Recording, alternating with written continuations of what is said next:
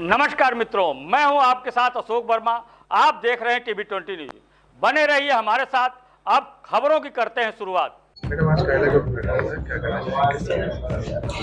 ये जैसे कि होता है कि हर विधानसभा में एक कार्यालय खोलते हैं जहां पे हमारे कार्यकर्ता बैठते हैं और उस चुनाव का संचालन होता है। इस पर्पज से आज यहां पे कार्यालय का उद्घाटन किया गया।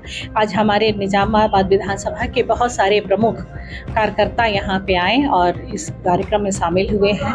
चूँकि कार्यक्रम इसलिए भी हम लोग को थोड़ा तेज करना है क्योंकि अब चुनाव नज़दीक आ रहा है और हम लोग को और तेज़ी से लगता है।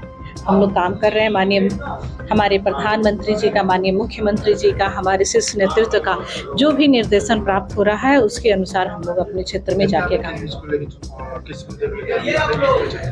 मुद्दे तो बिल्कुल क्लियर हैं भैया।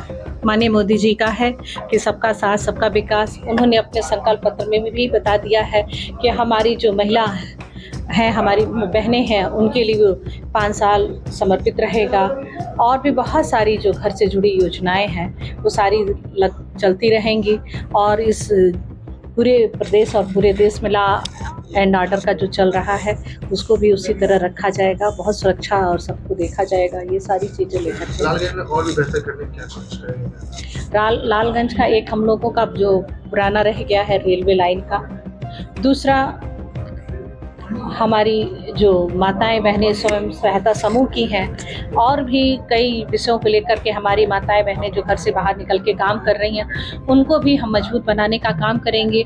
और एक हमारा लालगंज जो बहुत औद्योगिक दृष्टि से बहुत पीछे है उसको पूरा करने का हम लोग प्रयास करेंगे।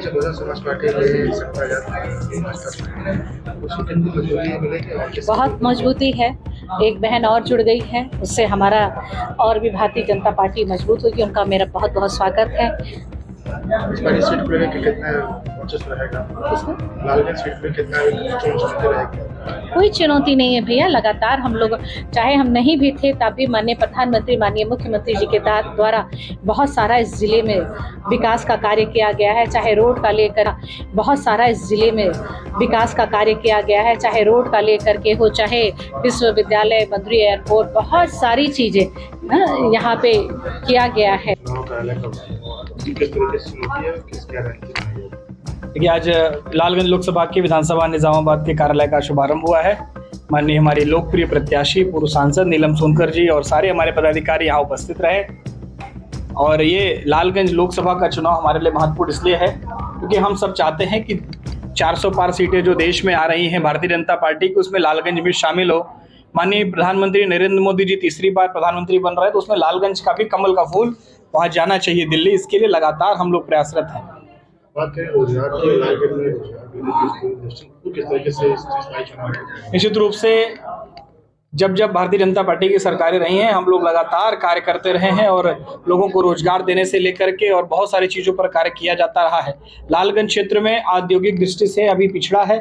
यहाँ औद्योगिकरण होना बहुत आवश्यक है और माननीय नरेंद्र मोदी जी, माननीय योगी आदित्यनाथ जी के आशीर्वाद से पूर्वांचल एक्सप्रेसवे बनने के कारण यहाँ के लोगों के लिए एक लाइफलाइन साबित हुआ है। यहाँ पे अगर कारखाने लगेंगे तो निश्चित रूप से उसका विस्तार बहुत अच्छी तरह से हो सकता है क्योंकि ट्रांसपोर्टेशन की सुविधा यहाँ हो गई है।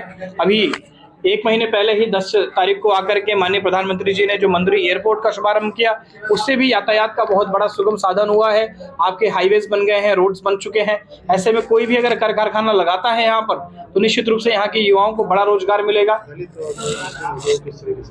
देखिए, भारतीय जनता पार्टी की सरकार ने जो 2014 से लेकर के और अब तक कार्य किया है, चाहे मोदी जी ने चाहे योगी जी ने, कभी कोई दलित कभी कोई अल्पसंख्यक में कोई मतभेद नहीं किया है। चाहे कोई भी विकास कार्य रहा हो, विश्वविद्यालय बना है तो उसमें दलित भी पढ़ेगा, अल्पसंख्यक भी पढ़ेगा। एयरपोर्ट बना है तो उसमें भी दलित अल्पसंख्यक से लगा हर एक वर्ग के लोग जाने का कार्य करेंगे। और जो रोडें बन रही हैं क्या देख कर बनाई जा रही हैं कि इस पे अल्पसंख्यक चढ़ेगा, इस पे जनरल चढ़ेगा? सभी वर्गों के विकास के लिए हमारी सरकार कार्य करती है।